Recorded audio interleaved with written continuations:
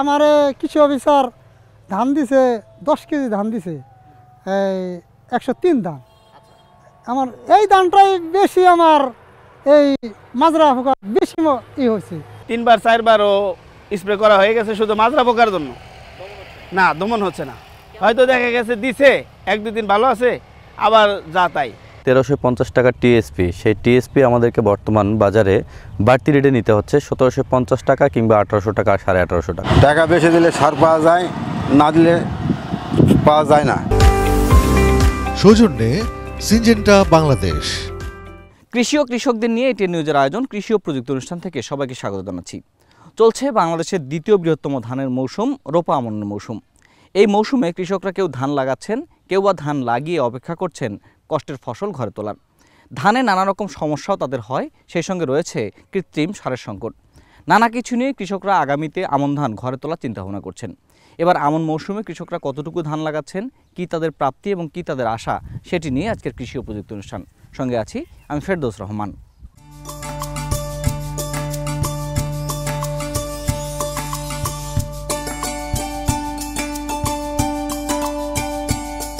সবুজে ঘেরা নদীমাতৃক দেশ বাংলাদেশ। এই দেশে ধান মানে কৃষির হৃদয় স্পন্দন। ধানের চাষ আমাদের সংস্কৃতি, ইতিহাস আর ঐতিহ্যের অংশ।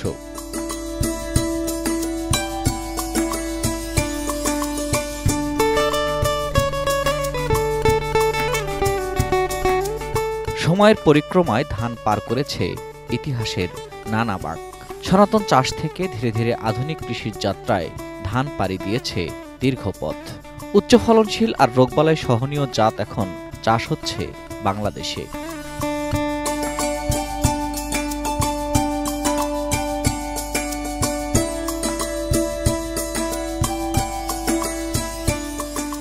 স্থান ও পরিবেশে ভেদ থাকলেও বাংলাদেশে ধানের মৌসুম মূলত 3টি। তার মধ্যে এখন আউশ মৌসুম অনেকটাই হারিয়ে গেছে।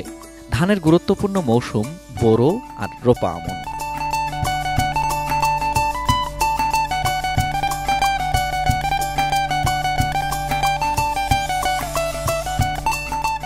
এখন বর্ষার শেষ দিক, মাঠে মাঠে কৃষকরা ব্যস্ত রোপা আমনের চাষ নিয়ে।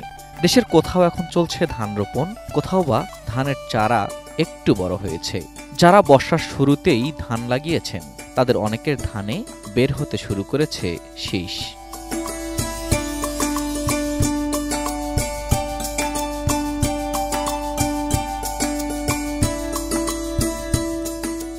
আষাঢ় শ্রাবণের অবিশ্রান্ত বৃষ্টিতে যখন জমি ভরে ওঠে তখন শুরু হয় রোপা আমনের প্রস্তুতি।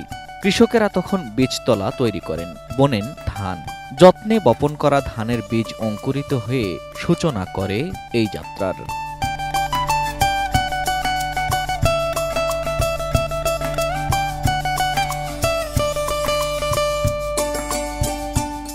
কয়েক সপ্তাহ পর বীজতলা থেকে উঠিয়ে সেই চারা রোপণ করা হয় মূল জমিতে। বাংলাদেশের গ্রামীণ জনপদে তখন শুরু হয় এক ব্যস্ততার মহোৎসব।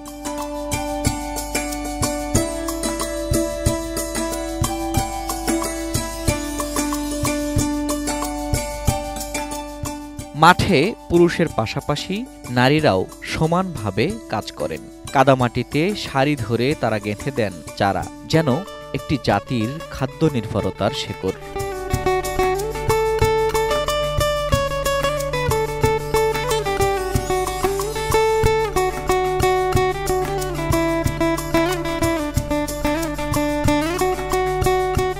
এর পরের গল্পটা যত্ন আর অপেক্ষার। তিল তিল করে বাড়তে থাকা ধানে সেচ, সার আর বালাইনাশক প্রয়োগ করেন কৃষক। এবারের মৌসুমে অনেক জায়গায় ধান রোপণের সময় থেকেই সার সংকটে দিশেহারা কৃষকেরা। বাজারে পর্যাপ্ত সারের মজুদ নেই, ফলে বিভিন্ন দোকান থেকে বেশি দামে সার কিনতে বাধ্য হচ্ছেন কৃষক। 1350 টাকা টিএসপি, সেই টিএসপি আমাদেরকে বর্তমান বাজারে বাড়তি রেটে নিতে হচ্ছে 1750 টাকা কিংবা 1800 টাকা, 1850 টাকা। সারের দাম যদি এত বেশি হয় তাহলে আমরা কীভাবে ফসল করবো? যদি উড়িয়া পাইতে ফসফেট নাই, ফসফেট পাইতে জিপসার না পাই, জিপসার পাইতে পটাশ না পাই। টাকা বেশি দিলে সার পাওয়া যায়, না দিলে পাওয়া যায় না। সার আমরা 1200-1300, সে জায়গায় মনে করো 1500-1600 লেগে গেল। সরকারি রেটেই স্লিপ দিবি, কিন্তু আমরা যে দাম 200-300 টাকা বস্তা প্রতি বেশি নিচ্ছে, এটা তারা স্লিপ দিচ্ছে না। সরকার বলে সারের ঘাটতি নাই, কিন্তু আমরা কৃষক লোক সার কিনতে গেলে সার দোকানদারের কাছে গেলে কয় সার অল্প, সার বেশি দেওয়া যাবে না। অবশ্য সরকারি সংস্থাগুলো বলছে সারের সংকট নেই, যতটুকু সংকট তা কৃত্রিমভাবে সৃষ্টি করা। যেখানেই খবর পাচ্ছেন সমস্যার সমাধান করছেন তারা। আমাদের উপজেলা কৃষি অফিসার সহ ইউনো মহোদয়দেরকে আমাদেরকে সুস্পষ্ট নির্দেশনা আছে, প্রতিদিনই মোবাইল কোড, এই সার সংক্রান্ত মোবাইল কোড পরিচালনা হবে। আমরা কৃষক ভাইদের বলবো যার যখন প্রয়োজন, হয়তো যার লাগবে কালকে অন্যজন আজকে সার কেনেন, পরবর্তী জন্য 10 দিন বা 15 দিন আগে যেন কেউ সার কিনে সংরক্ষণ না করেন, তাহলে সেক্ষেত্রে একটা কৃত্রিম সংকট তৈরি হবে। এই জন্য আমাদের সারের পর্যাপ্ত বরাদ্দ আছে, আমরা সার উঠানোর চেষ্টা করছি। আমরা সজাগ দৃষ্টি রাখছি এবং কোথাও যদি কোনো সারের ডিলার সরকার নির্ধারিত মূল্যের চেয়ে বেশি নেয়, আমরা সাথে সাথে তাদেরকে আইনের আওতায় নিয়ে আসব। যেসব এলাকার আমন ধান একটু অগ্রিম, সেখানে দেখা দিয়েছে মাজরা পোকার আক্রমণ। কৃষকেরা জমিতে কীটনাশক স্প্রে করছেন, তবে ফল পাচ্ছেন না তেমন।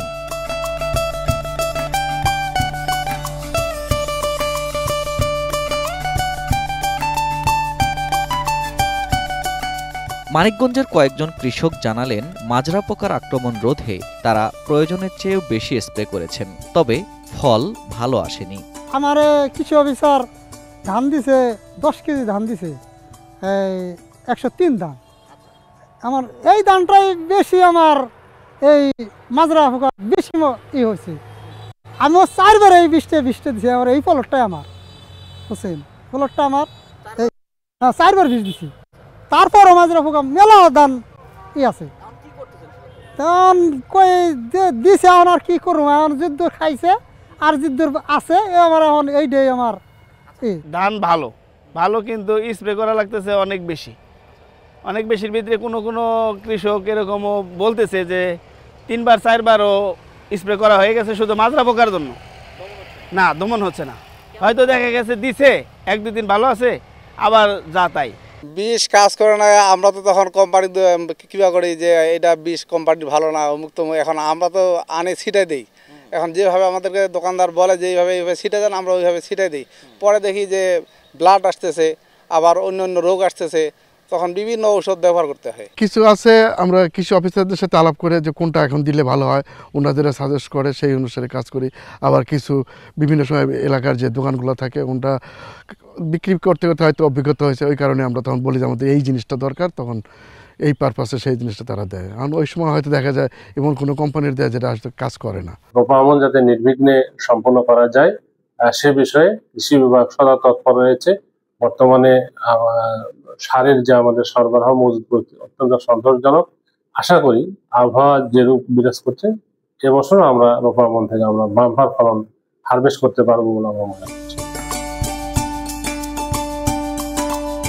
এখন সরকারের পক্ষ থেকেও কৃষকদের সহায়তায় নেওয়া হচ্ছে নানা পদক্ষেপ। দেয়া হচ্ছে বিনামূল্যে বীজ, সার ও প্রশিক্ষণ। কৃষি অফিসের মাধ্যমে চালু হয়েছে ডিজিটাল তথ্য সেবা।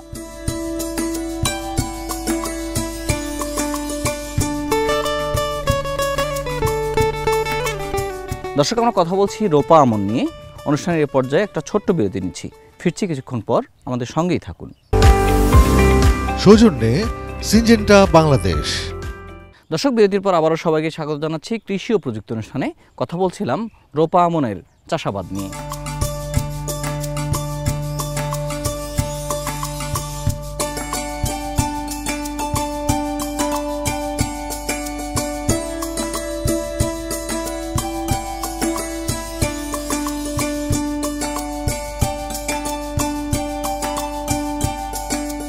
রোপা আমন মৌসুমে জনপ্রিয় উন্নত জাতগুলোর মধ্যে রয়েছে বিআর 51, বিআর 52, বিআর ধান 75, বৃধান 87, বৃধান 90।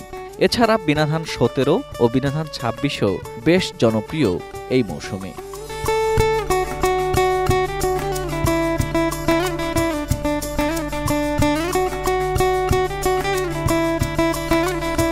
এসব ধানের প্রতিটি জাতের ভিন্ন ভিন্ন বৈশিষ্ট্য। কোনোটি খরা সহনশীল, আবার কোনোটি জলাবদ্ধতা প্রতিরোধে সক্ষম।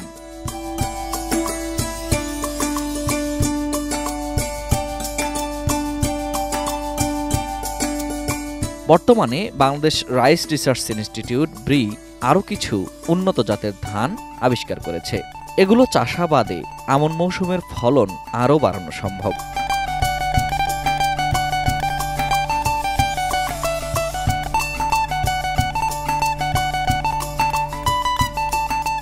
কৃষি সম্প্রসারণ অধিদপ্তরের তথ্য মতে গত আমন মৌসুমে আবাদি জমির পরিমাণ ছিল ৫৬ লাখ হেক্টর। ২০২৩-২৪ অর্থ বছরে আমন মৌসুমে ১,৬৬,০০,০০০ টন ধান উৎপাদন হয়েছিল।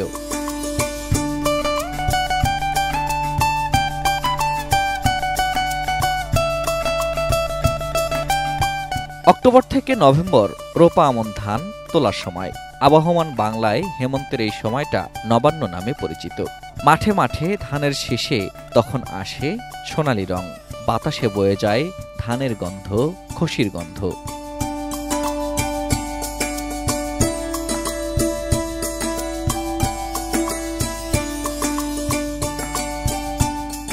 কৃষকেরা ধান কাটেন দলবদ্ধভাবে, কোথাও হাতে, কোথাও কম্বাইন্ড হারভেস্টার দিয়ে কাটা হয় ধান। মাড়াই শেষে খলায় ধান শুকানো হয় সংগ্রহের জন্য।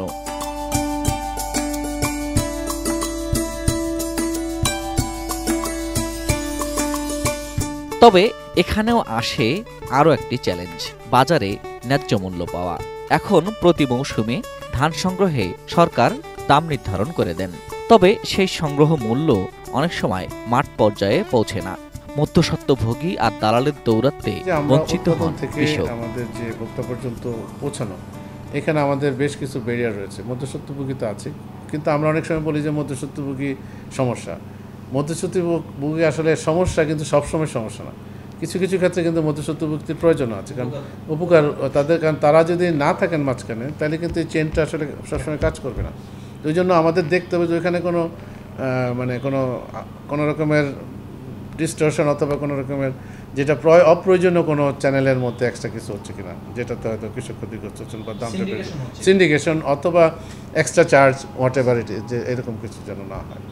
ওইটার জন্য আমাদের কাজ করতে হবে। এটার জন্য আমরা যেটা এখন চিন্তা করছি, আমরা একটা উদ্যোগ নিচ্ছি আমাদের ডিপার্টমেন্ট অফ মার্কেটিং থেকে। আমরা এটা ভাবছি যে আমরা প্রাথমিক কাজ করছি সেটা, যে আমরা এক পর্যায়ে উপজেলা পর্যন্ত যাইতে চাই। এখন আপাতত আমরা মানে বিভাগীয় শহর, দেন জেলা শহরে যাব, তারপরে আমরা এক সময় যাব। আমরা কৃষকদের ফসলগুলোকে কানেক্ট করে দিতে চাই এই ইসের কাছে, আমাদের মার্কেটের মধ্যে। সেটা কেমন, যে আমরা যে সত্যিকারের যারা উৎপাদক তাদের থেকে বিভিন্ন ট্রাকগুলো প্রাইভেট, সব আমরা সরকারিভাবে নেব না, তাদের সাথে আমরা কানেক্ট করব। আমরা একটা নেটওয়ার্ক ডেভেলপ করব, আইটি একটা আমাদের সিস্টেম থাকবে, সেটা দিয়ে যে আমরা বলে দেব যে এগুলো রেজিস্টার্ড ট্রাক, তারা এটা কাভার করা থাকবে, হয়তো সেখানে কৃষি মন্ত্রণালয়ের নাম থাকবে, সো দ্যাট এটাকে কেউ আর মানে আইডেন্টিফাইড থাকবে যে না এটা হলো এই পারপাসে যাচ্ছে। সেটা আমরা ব্যাপক প্রচার করব, আপনাদের সহযোগিতা নেব। তারপর যেটা করব যে আমরা ওই ফসলগুলো, উৎপাদনগুলো আমরা সরাসরি ওই দোকানগুলোতে পৌঁছানোর ব্যবস্থা করবো। সেটাও প্রাইভেট ব্যবসা, আমরা শুধু কানেক্ট করে দেবো, দিয়ে রাস্তার যে প্রতিকূলতাগুলো আছে সেগুলোকে আমরা মনিটরিং করবো, আমরা সাপোর্ট করবো, ম্যানেজমেন্ট করবো। ইভেন যদি মনে হয় যে আমাদের কোনো জায়গায় কিছু এগুলো শুরুতে কোনো মোটিভেশনের জন্য কোনো ইনসেন্টিভস লাগবে, সেটাও দেওয়ার জন্য আমরা চিন্তা করছি। আমরা দরকার হলে সেটা আমরা দিয়ে আমরা এই জিনিসটাকে চ্যানেলাইজ করতে চাই। একবার মানুষ যখন সিস্টেমে আসে যাবে যেন ঠিক আছে, এই সত্যিকারের একটা ভালো খাবার বা তাজা খাবার পাচ্ছি আমি এখানে, যে তাহলে কিন্তু মানুষ এখানে যাবে। ওটার জন্য যা যা প্রক্রিয়া করা লাগে সেগুলো আমরা নিচ্ছি, নিব।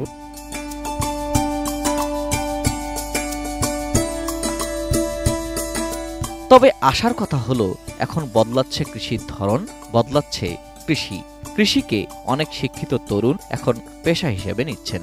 ডিজিটাল প্রযুক্তি, স্মার্ট অ্যাপস ব্যবহারের মাধ্যমে তারা কৃষিকে বানাচ্ছেন লাভজনক ও আধুনিক। বিপণনের বা মাঠের ফসলটাকে ভোক্তা পর্যন্ত পৌঁছানোর জন্য যে চ্যানেলটা, সেটার মধ্যে একটা অনেক রকমের প্রতিকূলতা অথবা বিভিন্ন রকমের সীমাবদ্ধতা আছে। এইটা আসলে কাটানোটা খুব জরুরি।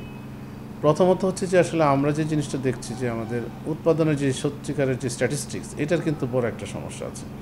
এই স্ট্যাটিস্টিক্সটা আসলে আমাদের অ্যাকুরেট স্ট্যাটিস্টিক্স সত্যিকার অর্থে আমি কৃষি সচিব হিসাবে আমি বলবো যে আসলে এটা আমাদের এক ধরনের সীমাবদ্ধতা বা ব্যর্থতাই বলবো আমি আসলে স্বীকার করে নিয়ে, যে আমাদের আসলে প্রকৃত স্ট্যাটিস্টিক্সটা আসলে আমরা এখনও সেভাবে পাই না, অনেকটা এস্টিমেটেড, অথবা আমাদের বিবিএস এর সাথে আমাদের যে ডিএর যে তথ্য সেগুলোর মধ্যে যথেষ্ট গরমিল থাকে নানা কারণে। এইটাকে মিটাইতে হবে, এটা না মেটানো যাওয়া পর্যন্ত কিন্তু আমরা বিভিন্ন রকমের যে সরকার পলিসি নিচ্ছে আমরা সেগুলো নানান রকমের প্রতিকূলতা আমরা চ্যালেঞ্জের মধ্যে পড়ি। যেমনটা ধরেন যে আমার কী পরিমাণ ধান অথবা গম এর মধ্যে হলে একটা একজ্যাক্ট অ্যাকুরেট হিসাব যদি আমার কাছে না থাকে, তখন কিন্তু আমার কী পরিমাণ গম বা চাল আমি ইম্পোর্ট করবো কি করবো না এই সিদ্ধান্ত নেওয়া কিন্তু আমাদের জন্য কঠিন হয়। তখন যদি আমরা অতিরিক্ত করে ইম্পোর্ট করি তখন কিন্তু টাকাটা মানে অপচয় না, এটা এক ধরনের আনপ্রোডাক্টিভ ইনভেস্টমেন্ট হয়ে থাকে। তো এই যে বাস্তবতা এগুলোকে দেখার জন্য অ্যাকুরেট দরকার। তো আমরা যেটা করছি এখান থেকে বিপণনের কথা মাথায় রেখেই, যে আমরা একটা বিবিএস এর সাথে কিন্তু আমরা একটা 4টা এর মধ্যে মিটিংও করেছি আমরা ইন্টারমিনিস্ট্রিয়াল। তো আমরা চাচ্ছি যে বিবিএসকে সাথে নিয়ে আমরা অ্যাকুরেট একটা স্ট্যাটিস্টিক্সটা আমরা নিশ্চিত করব। সেটা আমরা আমাদের যে ড্রোন সার্ভে এক সময় আমরা যেভাবে চিন্তা করতে চাচ্ছি, স্পার্সও আছে আমাদের রিমোট সেন্সিং ইনস্টিটিউট এবং আমাদের যারা কর্মকর্তারা আছেন তাদেরকে নিয়ে আমরা একটা পুরা দেশের যে প্রোডাকশনের যে চিত্র সেটা আমরা বের করতে চাই। এটা করে আলটিমেটলি আমরা যাব হচ্ছে এই বাকি ডিসিশনগুলোতে। যেমন ধরেন যে এবার আমাদের পেঁয়াজ এবং আলুর একটা বাজার কিন্তু একটা দরপতন হয়েছে অনেক বড় রকমের, অনেক কৃষকরা খুবই আসলে ক্ষতিগ্রস্ত হয়েছে। আমি বলবো এটা খুবই দুর্ভাগ্যজনক। এটা কেন হয়েছে? আগের বছর কিন্তু আবার পেঁয়াজ এবং আলুর দাম অনেক বেশি ছিল। সাধারণ কৃষক তো যেটাতে মনে করছেন যে তাদের বেশি লাভ হবে ওনারা সেটাই করেন, কিন্তু এখানে আমরাও আসলে খুব বেশি দায়িত্ব নিয়ে কাজটা করতে পারছি না, যেহেতু আমাদের প্রকৃত স্ট্যাটিস্টিক্সের অভাব। এইটা অনুধাবন করে কিন্তু এখন আমরা এই স্ট্যাটিস্টিক্সটা নেওয়ার জন্য চেষ্টা করছি।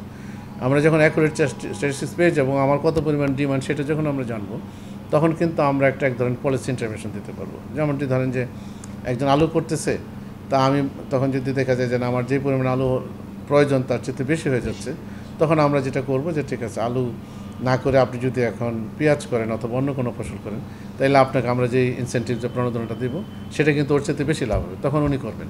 তা নাহলে কিন্তু আমি শুধু বলি যে না আপনি আর আলু করবেন না, তখন কিন্তু কেউ শুনবে না। এই জন্য আমাদের এই স্ট্যাটিস্টিক্সটা খুব ইম্পর্টেন্ট।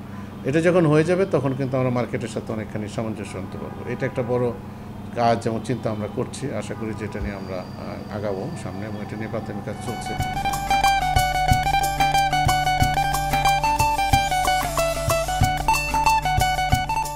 বাংলাদেশের দ্বিতীয় বৃহত্তম মৌসুম রোপা আমন।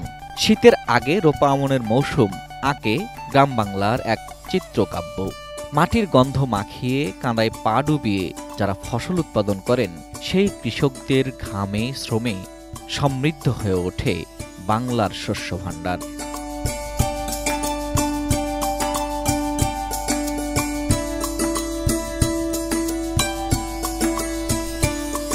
দর্শক, কৃষকদের মাঠে রোপা আমন কোনো কোনো জায়গায় ফলেছে, আবার কোনো কোনো জায়গায় একেবারে চাষ পর্যায়ে। তবে রোপা আমনের পরেই কৃষকরা শীতকালীন সবজিতে ভরিয়ে দেবেন মাঠ। এ কারণে এই মৌসুমে তাদের সেই ধরনের জাতগুলোই পছন্দ যেগুলো স্বল্প জীবনকালীন এবং শীতকালীন ফসল সংগ্রহের আগেই তোলা যায়। এখন নতুন নতুন যে ধানগুলো আসছে সেগুলো কৃষকদের উৎপাদন যেমন বাড়াচ্ছে, তেমনি স্বল্প জীবনকালীন হওয়ায় বেশ জনপ্রিয় হচ্ছে।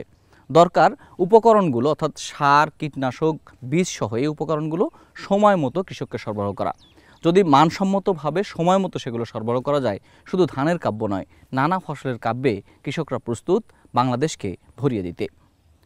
রোপা আমন চাষিদের প্রতি শুভকামনা জানিয়ে আজকের কৃষি ও প্রযুক্তি অনুষ্ঠান এখানে শেষ করতে চাই। সবাই ভালো থাকুন, সুস্থ থাকুন। দেখা হবে আগামী পর্বে অন্য কোনো কৃষির গল্প নিয়ে, অন্য কোনো জায়গা থেকে।